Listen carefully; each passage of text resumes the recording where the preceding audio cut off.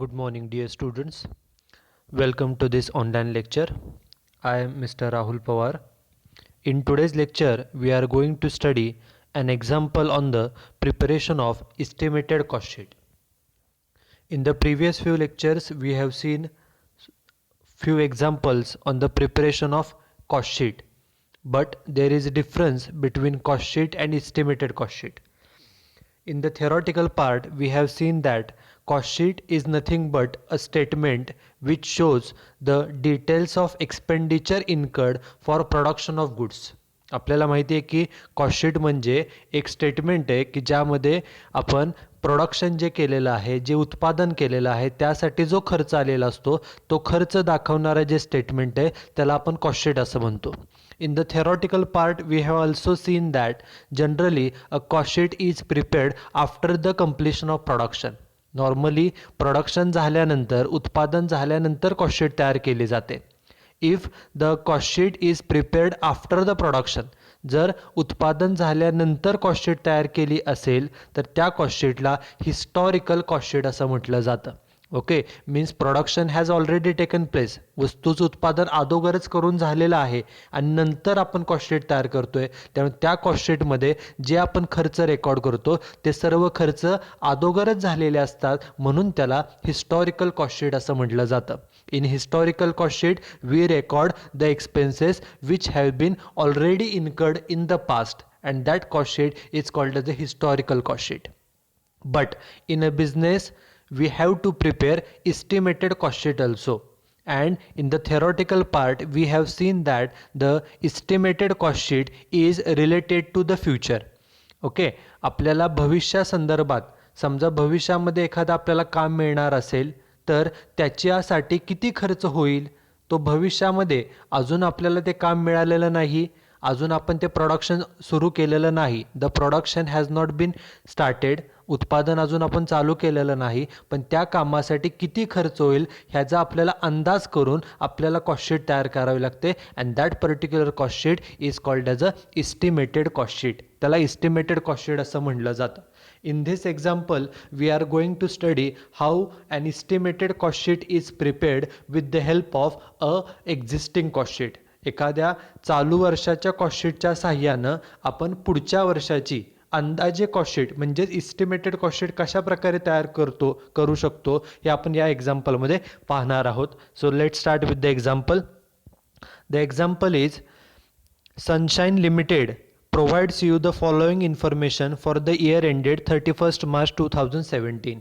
In this first sentence, it is mentioned that the name of the company is Sunshine Limited. Okay, and secondly, they have given the information for the year ended 31st March 2017. Okay, now we will see the example. There are two columns. First column is particulars and second column is amount in rupees. Now we will read the expenses one by one. First expenditure is direct material, amount 90,000. Second, direct wages, amount 75,000. Okay, then factory overheads are given, selling overheads are given, office overheads are given, and the amount of profit is also given. Okay, and at the end it is mentioned that A, prepare a cost sheet for the year ended 31st March 2017. Okay, with the help of this given information in the table, we have to prepare a cost sheet for the year ended 31st March 2017. आता आपल्याला जे काय cost sheet तयार करायची, we know that whenever we prepare the cost sheet, a cost sheet is prepared in 4 parts. The first part is to calculate the prime cost, correct? And what is prime cost? Prime cost is nothing but a sum, a total of all direct cost which include first direct material. Example मध्ये direct material चे amount किती दिले बघा, amount is 90,000. Second, direct wages, amount of direct wages is 75,000. and third one, direct expenses. Example मध्ये कुठेही direct expenses आपल्याला दिले नाहीत.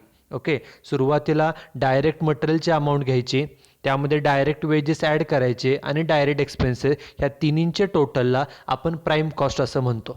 Okay, after calculating the prime cost the first part is over. Prime cost calculate केल्यानंतर आपल्या एक्झाम्पलचा सोल्युशनचा पहिला पार्ट कव्हर झाला.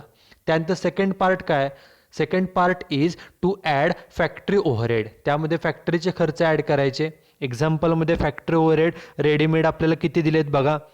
फॅक्टरी ओव्हरहेड्स हे 45,000 दिलेले आहेत, रेडीमेड दिलेले आहेत. This is second part. Third part is to add office overhead, and last part is to add the selling and distribution overhead. So with the help of this information, firstly we will prepare a cost sheet. This is not the end of the example. This is just the first part of the example, and after that it is mentioned in the B part. Okay, this information which we have seen is for the year ended 31st March 2017. ही जी काय आपल्याला माहिती दिलेली आहे, जी आपण आत्ता वाचली, ती माहिती 31 मार्च 2017ची आहे. यावरून आपल्याला कॉस्टशीट तयार करायचे रेग्युलर फॉर्मॅटप्रमाणे. त्याच्यानंतर नेक्स्ट पार्टमध्ये काय दिले बघा. This is the next part of the question. In 2017-18 means in the next year, पुढच्या वर्षी, the factory received a order. फॅक्टरीला एक ऑर्डर मिळाली. Okay, for which it is estimated that. ती जे काय आपल्याला ऑर्डर मिळालेली आहे त्यासाठी आपला अंदाज काय, अंदाज केला आपण. It is estimated that direct material required will be ₹1,20,000. पुढच्या वर्षीच्या कामासाठी जी आपल्याला एक ऑर्डर मिळाली आहे त्या कामासाठी आपल्याला डायरेक्ट मटेरियल किती रुपयाचं लागेल, तर 1,20,000चं लागेल.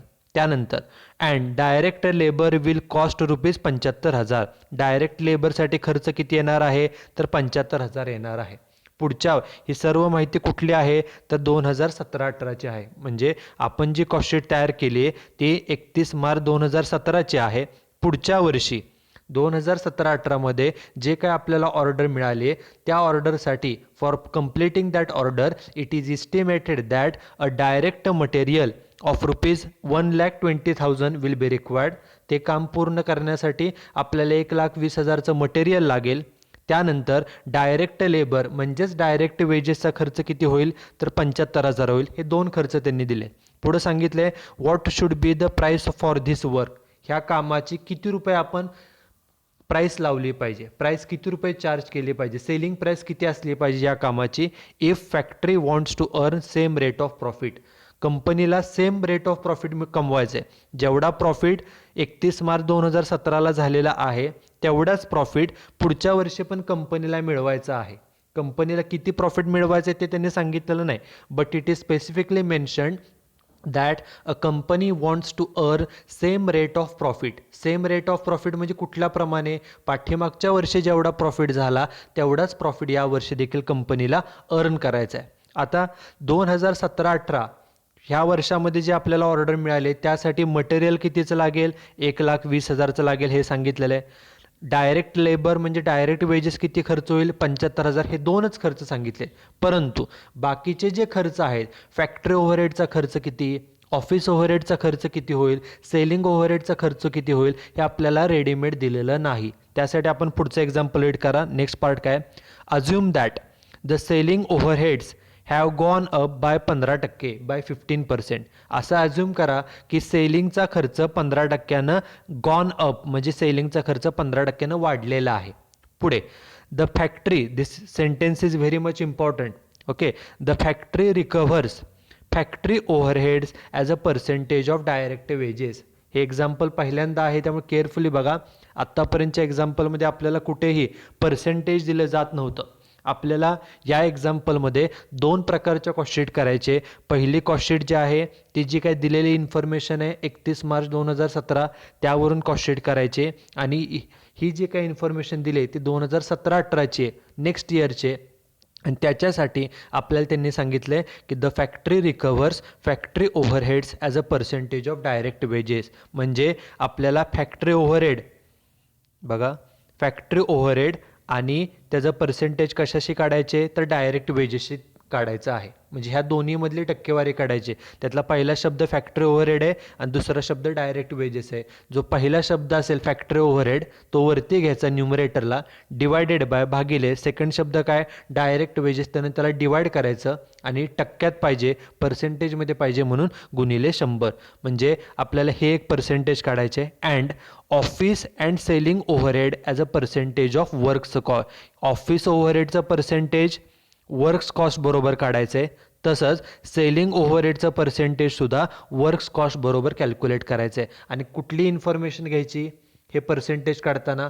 फॅक्टरी ओव्हरहेडची अमाऊंट, ऑफिस ओव्हरहेडची अमाऊंट, सेलिंग ओव्हरहेडची अमाऊंट, वर्क्स कॉस्टची अमाऊंट, डायरेक्ट वेजेसची अमाऊंट कोणती घ्यायची? तर हे last sentence based on the cost rate prevailing in the previous year, जे पाठीमागच्या वर्षाची माहिती दिलेली आहे त्या माहितीवरून, त्या अमाऊंटवरून हे पर्सेंटेज आपल्याला काढायचे आणि मगच आपण जी पुढच्या वर्षाची इस्टिमेटेड कॉस्टशीट आपल्याला बनवायची आहे ते आपण यावरून करू शकतो. ओके, सो आपल्याला आन्सर तयार करताना 2 पार्टमध्ये करायचे.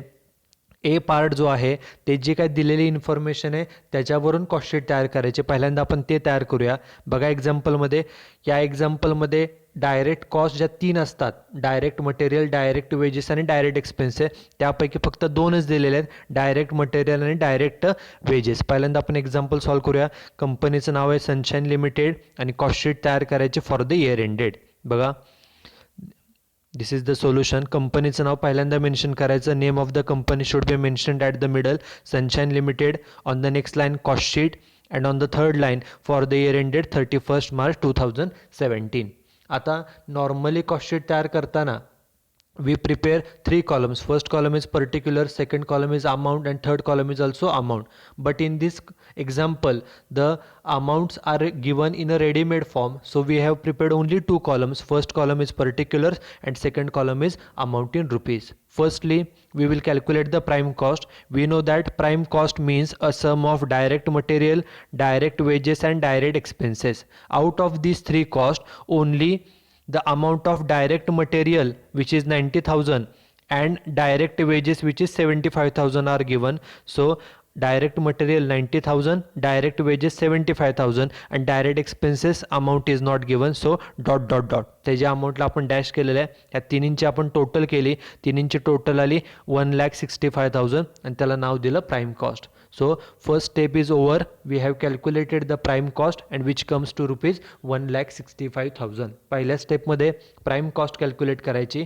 डायरेक्ट मटेरियल, डायरेक्ट वेजेस ची अमाऊंट मेन्शन केली, डायरेक्ट एक्सपेन्सेस दिले नाहीत म्हणून डॅश केलं, तिन्हींच्या बेरजेला नाव दिलं prime cost. The first part is over.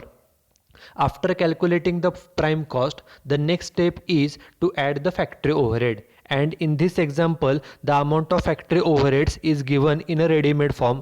Look, the amount is 45,000. So next step is to add factory overhead 45,000. So total comes to 2,10,000 and it is titled as factory overheads oblique, it is titled as factory cost oblique works cost. Factory ओव्हरहेडचा खर्च 45,000 दिलाय, readymade दिलाय, तो खर्च घेतला, बेरीज केली, बेरीज किती आली, रेश सोडून बेरीज खाली घेतली 2,10,000 आणि त्याला आपण नेहमी नाव देतो फॅक्टरी कॉस्ट किंवा त्यालाच आपण म्हणतो works cost. Factory overhead add केल्यावर आपल्याला फॅक्टरी कॉस्ट मिळते, त्यालाच आपण वर्क्स कॉस्ट असं म्हणतो. This is second step. After adding the factory overhead, the next step is to add office overhead. So heading is add office overhead, and look at the example. The amount of office overhead is also given. Amount is 42,000. Amount is 42,000. So add office overhead amount 42,000, and after making the total comes to rupees 2,52,000. Total आपण रेषेच्या खाली घेतली आणि जसं factory overhead add केल्यावर आपल्याला factory cost मिळते तसं फॉर्मॅटप्रमाणे ऑफिस ओव्हरहेड ॲड केल्यानंतर आपल्याला काय मिळतं तर कॉस्ट ऑफ प्रोडक्शन. त्यामुळे कॉस्ट ऑफ प्रोडक्शन येईल 2,52,000, 2,52,000. ओके, पहिल्यांदा आपण फॅक्टरी ओव्हरहेड ॲड केले, त्यानंतर ऑफिस ओव्हरहेड ॲड केले. Now the last step is to add selling and distribution overhead. So heading आपण देणार add selling and distribution overhead. बघा एक्झाम्पलमध्ये सेलिंग अँड डिस्ट्रीब्युशन ओव्हरहेडची अमाऊंट रेडीमेड दिली आहे. किती अमाऊंट आहे 52,500. ते आपण ॲड केली. Selling overhead 52,500. टोटल करण्यासाठी खाली रेश सोडली, टोटल खाली घेतली, टोटल किती आली तर 3,04,500.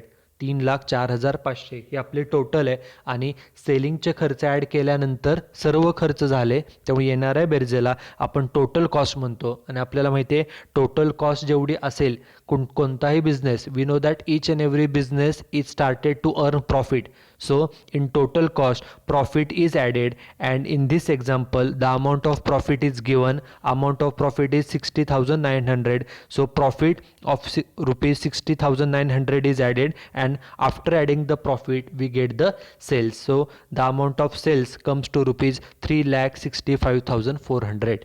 Correct. Normally in the previous few examples we were given the amount of sales. पाठीमागचे जे आपण एक्झाम्पल पाहिले त्यामध्ये आपल्याला सेल्स दिले जात होते आणि आपण प्रॉफिट कॅल्क्युलेट करत होतो सेल्स मायनस टोटल कॉस्ट करून. परंतु या एक्झाम्पलमध्ये आपण टोटल कॉस्ट फाइंड आउट केली. प्रॉफिट ऑलरेडी एक्झाम्पलमध्ये दिलेला आहे. प्रॉफिट किती दिला आहे? 60,900. तो प्रॉफिट टोटल कॉस्टमध्ये ॲड करून आपल्याला सेल्सची रक्कम मिळाली किती? 3,65,400. So this is the first part of our answer. Now the second part. In the second part it is mentioned that in the next year, that is in the year 2017-18, factory has received one order, and for completing that order a direct material of rupees 1,20,000 is required. ते जे काय आपल्याला पुढच्या वर्षी काम मिळालं आहे त्यासाठी मटेरियल 1,20,000चं लागेल, आणि डायरेक्ट वेजेसचा खर्च किती होणार आहे? तर 75,000 होणार आहे. एवढे दोनच खर्च दिले. परंतु फॅक्टरी ओव्हरहेडचा खर्च किती होईल, ऑफिस ओव्हरहेडचा खर्च किती होईल, सेलिंग ओव्हरहेडचा खर्च किती होईल तो दिलेला नाही. प्लस एक्झाम्पलमध्ये हे पण म्हटलं आहे की factory wants to earn same rate of profit. कंपनीला जेवढा प्रॉफिट झालेला आहे तेवढाच प्रॉफिट कंपनीला यावर्षी देखील पुढच्या वर्षी देखील अर्न करायचं आहे. आता पुढच्या वर्षाची जी इस्टिमेटेड कॉस्ट शीट तयार करावी लागेल त्यासाठी आपल्याला पहिल्यांदा पर्सेंटेजेस कॅल्क्युलेट करावे लागतील की फॅक्टरी ओव्हरहेड किती घ्यायचे, ऑफिस ओव्हरहेडचा खर्च किती घ्यायचा, सेलिंग ओव्हरहेडचा खर्च किती घ्यायचा. बघा एक्झाम्पलमध्ये read this line very carefully, the last 3 lines. The factory overheads, the factory recovers. Next part is very important. The factory recovers factory overheads as a percentage of direct wages. म्हणजे factory ओव्हरहेडचा जो खर्च आहे त्याचा percentage कशाशी काढायचं आहे? Direct वेजेसशी. ही line important आहे. Factory overhead as a percentage of direct wedges. पहिल्यांदा आपण हे पर्सेंटेज कॅल्क्युलेट करूया. ही वर्किंग नोट आहे. हेडिंग दिलं कॅल्क्युलेशन ऑफ पर्सेंटेजेस. त्यात पहिलं लिहिलं की factory overheads as a percentage of direct wedges. जे त्यांचं सेंटेन्स आहे तेच लिहिलेलं आहे, factory overhead as a percentage of direct wedges. बघा ते सेंटेन्स घेतलेलं आहे, factory overheads as a percentage of direct wedges. आता ह्या सेंटेन्समध्ये पहिलं कोणतं हे सांगितलेलं आहे? तर पहिल्यांदा सांगितलं फॅक्टरी ओव्हरहेड, बरोबर. आणि नेक्स्ट लाईनला नेक्स्ट वर्ड काय आहे? तर तो आहे डायरेक्ट वेजेस. जो पहिला वर्ड असेल तो सुरुवातीला न्यूमरेटरला घ्यायचा. म्हणून सुरुवातीला फॉर्म्युला लिहिला. ह्याचा आपल्याला पर्सेंटेज काढायचे आणि पर्सेंटेज काढण्यासाठी आपण नेहमी गुणिले 100 करतो, मल्टिप्लाइड बाय 100 करतो. जो पहिला शब्द असेल तो सुरुवातीला घ्या, फॅक्टरी ओव्हरहेड. जो दुसरा शब्द आहे डायरेक्ट वेजेस त्याने त्याला डिवाइड करा, डिवायडेड बाय डायरेक्ट वेजेस, आणि पर्सेंटेजमध्ये काढण्यासाठी गुणिले 100. आपल्याला माहिती आहे की ज्या वेळेला आपल्याला पर्सेंटेज काढायचं असतं त्यावेळेला आपण एक अमाऊंट न्यूमरेटरला म्हणजे वरती लिहितो, सेकंड अमाऊंट डिवाइड करतो, खाली लिहितो, आणि पर्सेंटेजमध्ये काढण्यासाठी गुणिले 100 करतो. त्यामुळं जे सेंटेन्समधला पहिला वर्ड आहे तो आहे फॅक्टरी ओव्हरहेड, तो सुरुवातीला घ्यायचा. जो दुसरा वर्ड आहे तो त्यानं त्याला डिवाइड करायचं आणि पर्सेंटेज काढण्यासाठी गुणिले 100. आता ह्या ज्या सर्व अमाऊंट्स घ्यायचे आहेत त्यांनी काय सांगितलं बघा एक्झाम्पलमध्ये, हे सर्व ज्या अमाऊंट घ्यायच्या आहेत ह्या कोणत्या घ्यायच्या आहेत? तर last sentence, based on the cost rate prevailing in the previous year. ज्या पाठीमागच्या वर्षाच्या अमाऊंट आहेत, जी आपण कॉस्टशीट तयार केलेली आहे, ही पाठीमागच्या वर्षाची कॉस्टशीट आहे, त्या अमाऊंट्स घ्यायच्या. मग बघा आपल्याला कोणती अमाऊंट लागणार आहे? एक तर फॅक्टरी ओव्हरहेडची आणि सेकंड म्हणजे डायरेक्ट वेजेसची. बघा फॅक्टरी ओव्हरहेडची अमाऊंट किती होती? ती होती 45,000, आणि डायरेक्ट वेजेसची किती होती? ती होती 75,000. 45,000 आणि 75,000. बघा मग फॅक्टरी ओव्हरहेड घेतले 45,000 आणि डिवायडेड बाय डायरेक्ट वेजेस 75,000 गुणिले 100 आलं, गुणिले 100 केलं, पर्सेंटेज किती आलं? तर 60%. ओके. ह्या ज्या सगळ्या अमाऊंट त्यांनी सांगितलेल्या आहेत की the amount should be taken for the last year. ज्या प्रिव्हियस इयरच्या अमाऊंट आहेत आणि प्रिव्हियस इयरची आपण ही कॉस्टशीट ऑलरेडी तयार केलेली आहे, त्या सर्व अमाऊंट्स आपल्याला घ्यायचे आहेत. कोणती अमाऊंट आपल्याला लागणार होती? एकतर फॅक्टरी ओव्हरहेडची आणि सेकंड म्हणजे डायरेक्ट वेजेसची. फॅक्टरी ओव्हरहेडची अमाऊंट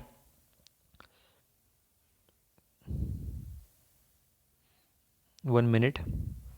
बघा फॅक्टरी ओव्हरहेडची अमाऊंट 45,000 होती आणि डायरेक्ट वेजेसची अमाऊंट किती होती तर 75,000. तीच आपण घेतली. Factory overhead 45 divided by direct wedges 75 गुणिले 100. पर्सेंटेज किती आलं तर पर्सेंटेज आलं 60%. ओके, आता या 60%चा अर्थ काय तर what it indicates that factory overheads हे किती असतात जेवढे आपले डायरेक्ट वेजेस असतात त्याच्या 60%. म्हणजे फॅक्टरी ओव्हरहेडचा खर्च किती होतो तर जेवढे डायरेक्ट वेजेस आहेत त्याच्या 60% होतो. हा त्याचा अर्थ आहे. Okay, this is first. Second जे आपल्याला पर्सेंटेज कॅल्क्युलेट करायचे काय सांगितलं बघा. आपण पहिलं फॅक्टरी ओव्हरहेडचं पर्सेंटेज काढलं. त्यानंतर काय सांगितलं आहे and office and selling overhead. Office overheads आणि सेलिंग ओव्हरहेड हे दोन्ही वेगवेगळे आहेत पण ते आपल्याला एकत्र दिलेत. Office and selling overhead as a percentage of works cost. म्हणजे ऑफिस ओव्हरहेडचं पर्सेंटेज वर्क्स कॉस्ट बरोबर काढायचं आहे आणि तसंच सेलिंग ओव्हरहेडचं पर्सेंटेजसुद्धा वर्क्स कॉस्ट बरोबरच आपल्याला काढायचं आहे. मग आपण पहिल्यांदा ऑफिस ओव्हरहेडचं घेऊया. बघा,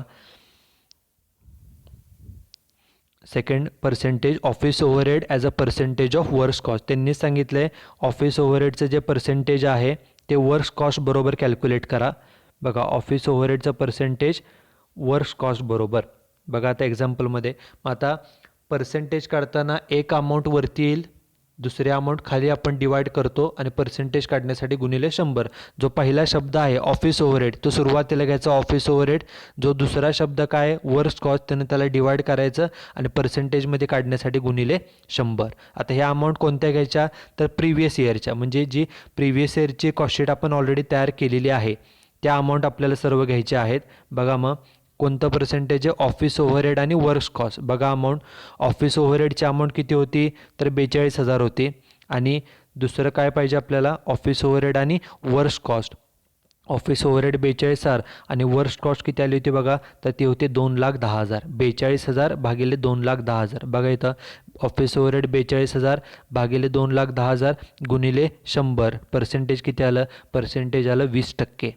आता ह्या 20%चा अर्थ काय होतो तर 20% म्हणजे की ऑफिस ओव्हरहेड किती असतात तर जेवढी आपली वर्क्स कॉस्ट आहे त्याच्या 20%.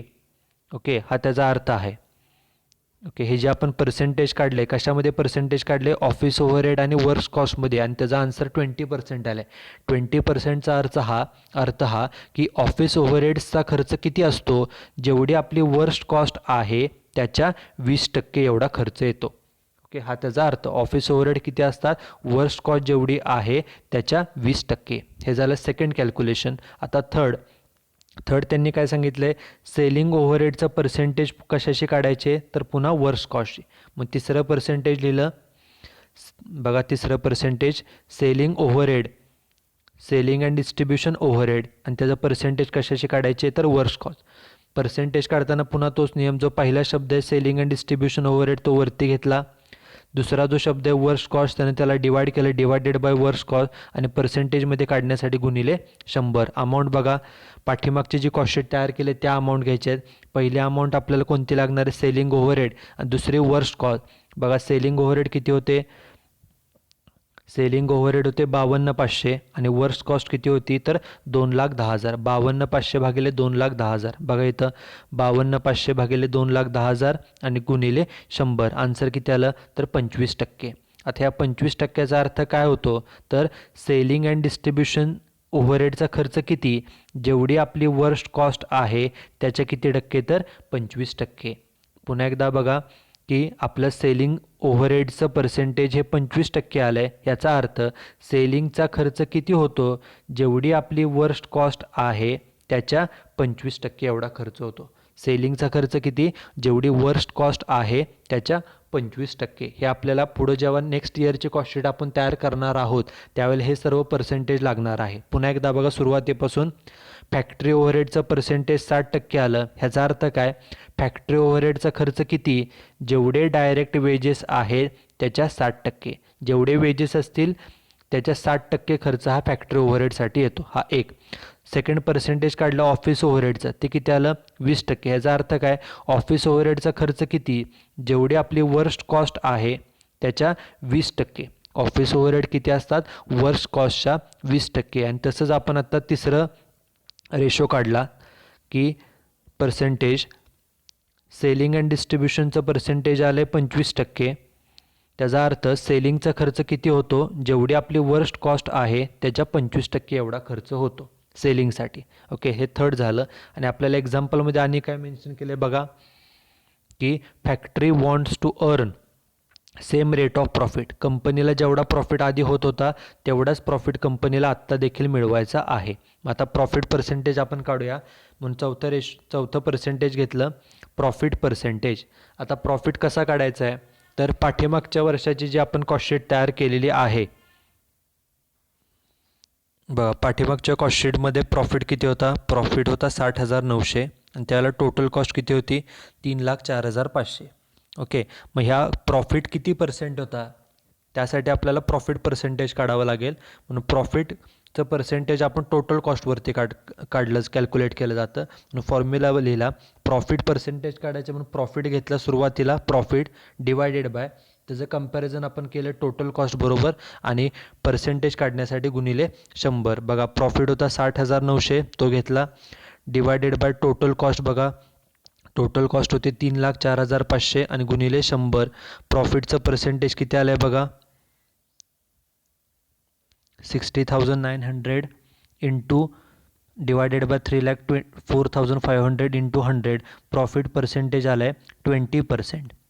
ओके, तिथे दिसत नसेल, प्रॉफिट पर्सेंटेज किती आलं तर 20% एवढा प्रॉफिट आलेला आहे. पाठीमागच्या वर्षी प्रॉफिट होता 60,900, त्याचं कंपॅरिझन आपण प्रॉफिट हा कॉस्टवरती कॅल्क्युलेट करतो म्हणून प्रॉफिटचं कंपॅरिझन कॉस्ट बरोबर केलं, टोटल कॉस्ट आणि गुणिले 100 करून प्रॉफिट आपला आला 20%. आणि त्यांनी सांगितले company wants to earn same rate of profit. म्हणजे ह्याचा अर्थ आपण जी पुढच्या वर्षाची कॉस्टशीट तयार करणार आहोत त्यामध्ये जेवढी काही टोटल कॉस्ट आपली येईल त्या टोटल कॉस्टमध्ये 20% हा प्रॉफिट ॲड करायचा आहे.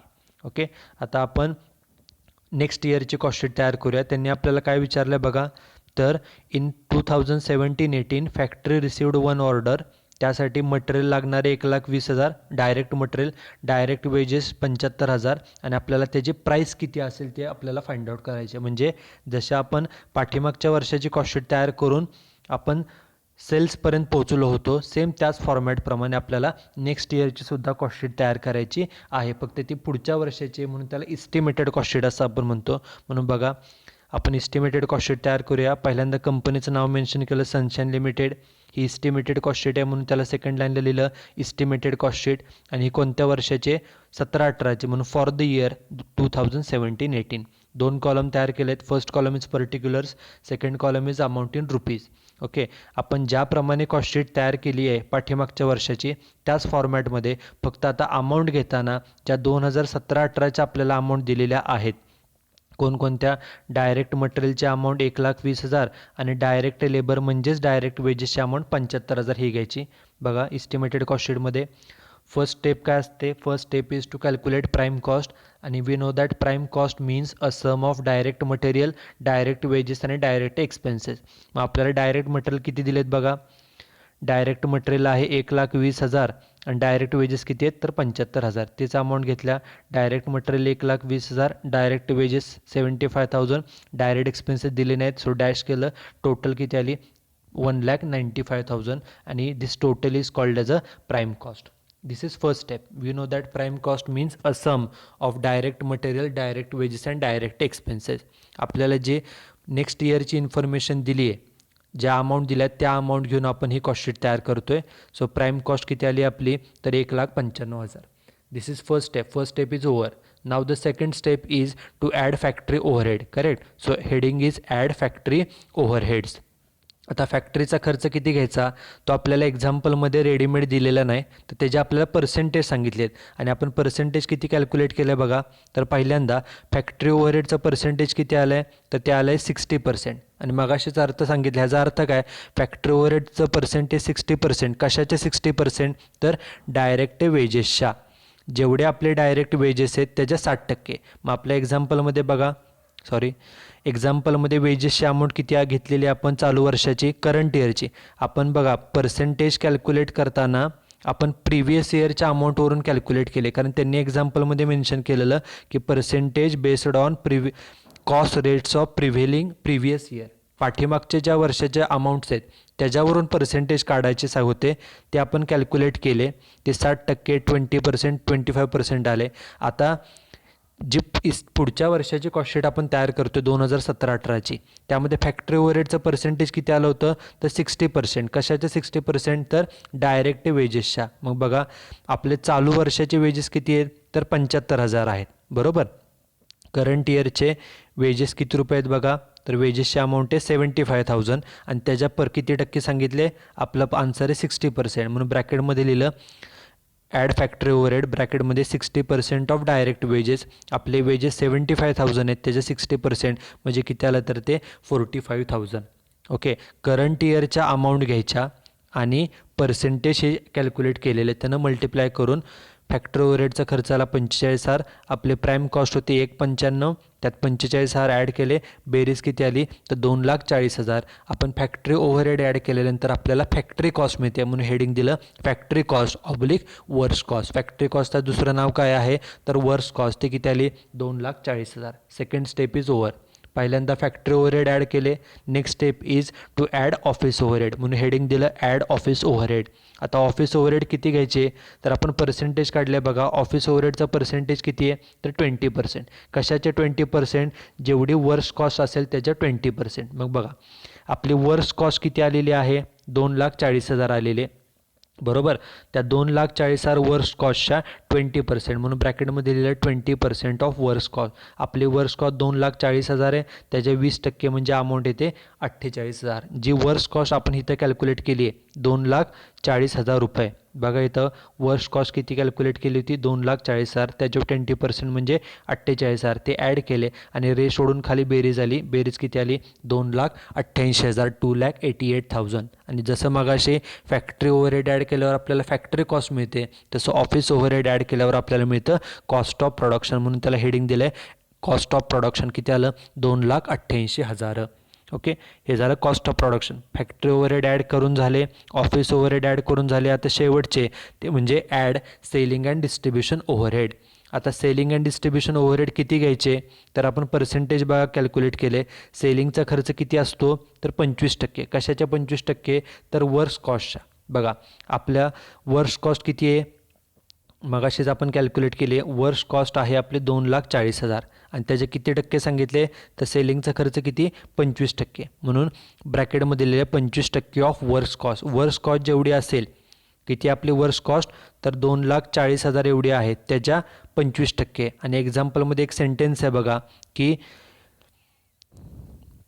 बघा कुठे दिलेलं आहे तर assume that selling overhead have gone up by 15%. सेलिंगचा खर्च 15% वाढलेला आहे असं त्यांनी सांगितलं आहे. म्हणून इथं लिहिलं की सेलिंगच्या ॲड सेलिंग ओव्हरहेड ब्रॅकेटमध्ये आपलं पर्सेंटेज किती 25% आलेलं होतं. सेलिंगचा पर्सेंटेज 25% आलेलं कशाच्या वर्क्स कॉस्टच्या. म्हणून ब्रॅकेटमध्ये लिहिलं 25% ऑफ वर्क्स कॉस्ट. वर्क्स कॉस्टच्या 25% आणि प्लस 15% खर्च इन्क्रीज झालेला आहे. आता बघा आपली वर्क्स कॉस्ट किती आली होती. आपली वर्क्स कॉस्ट होती 2,40,000. त्या 2,40,000च्या 25%.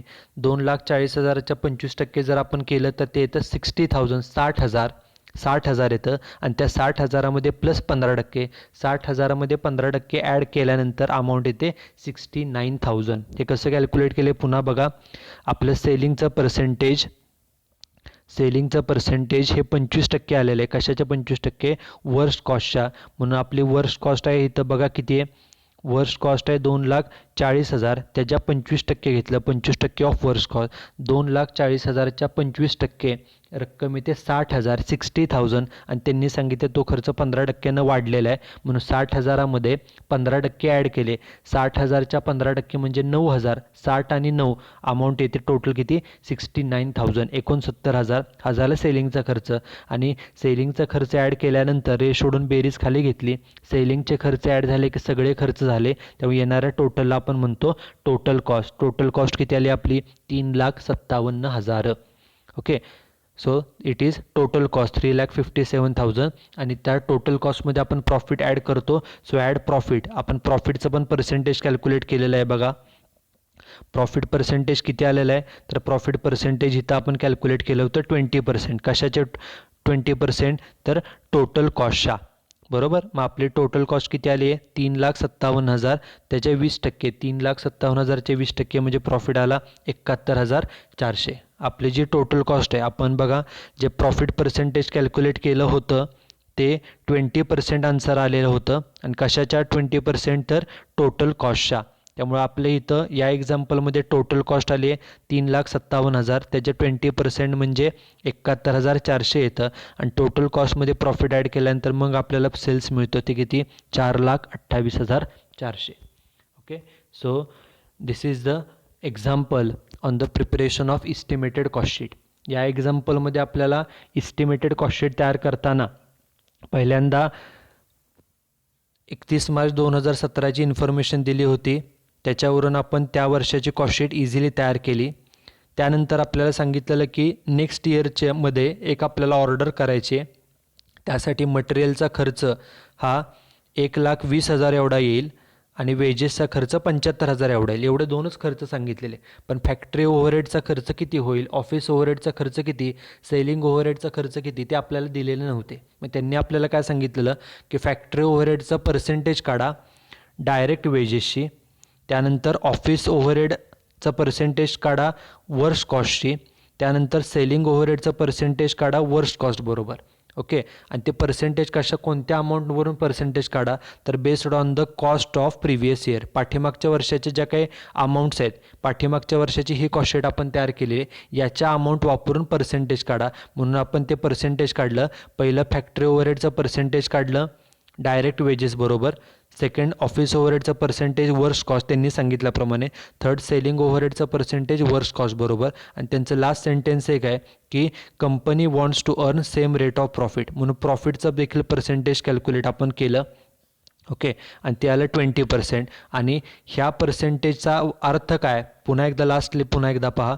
फॅक्टरी ओव्हरहेडचं पर्सेंटेज 60% आलं. ह्याचा अर्थ फॅक्टरी ओव्हरहेडचा खर्च किती होतो जेवढे वेजेस आहेत त्याच्या 60%. सेकंड पर्सेंटेज आपण काढलं ऑफिस ओव्हरहेड. आन्सर आलं 20%. ह्याचा अर्थ ऑफिस ओव्हरहेडचा खर्च किती जेवढी वर्स्ट कॉस्ट आहे त्याच्या 20%. थर्ड सेलिंग ओव्हरहेडचं पर्सेंटेज 25% आलं. याचा अर्थ सेलिंगचा खर्च किती होतो जेवढी वर्स्ट कॉस्ट आहे त्याच्या 25% एवढा होतो. ओके. आणि प्रॉफिटचं पर्सेंटेज आलं 20%. कशाच्या तर टोटल कॉस्टच्या. जेवढी आपली टोटल कॉस्ट असेल त्याच्या 20% एवढा आपला प्रॉफिट आहे. ओके. ज्या चालू वर्षाचा नेक्स्ट इयरच्या अमाऊंट दिल्या होत्या त्या आपण घेतल्या मटेरियलच्या अमाऊंट आणि वेजेसच्या अमाऊंट. प्राईम कॉस्ट कॅल्क्युलेट केली आणि नंतर त्यामध्ये फॅक्टरी ओव्हरहेड जे पर्सेंटेज आहे ते आपण ॲड केलं. ऑफिस ओव्हरहेड आणि सेलिंग ओव्हरहेड ॲड केले. फक्त आता फॅक्टरी ओव्हरहेड घेताना वेजेसच्या 60% वेजेस कोणते घ्यायचे तर जे चालू वर्षाचे आपले वेजेस आहेत बघा फॅक्टरी ओव्हरहेड किती घ्यायचे वेजेसच्या 60%. वेजेस कोणते तर चालू वर्षाचे वेजेस त्याच्या 60%. त्यानंतर ऑफिस ओव्हरहेड सांगितले वर्स्ट कॉस्टच्या 20%. वर्स्ट कॉस्ट जे चालू वर्षाचे आहे 2,40,000 त्याच्या 20%. त्यानंतर सेलिंग ओव्हरहेडचं पर्सेंटेज 25% ऑफ वर्स्ट कॉस्ट आहे. वर्स्ट कॉस्ट कोणती जी चालू वर्षाची वर्स्ट कॉस्ट आहे त्याच्या 25%. आणि याप्रमाणे इस्टिमेटेड कॉस्ट शीट ही तयार केली जाते. ओके. आणि in this way we prepare the estimated cost sheet. Okay, you should note down this example and solution in your notebook. Okay, thank you very much.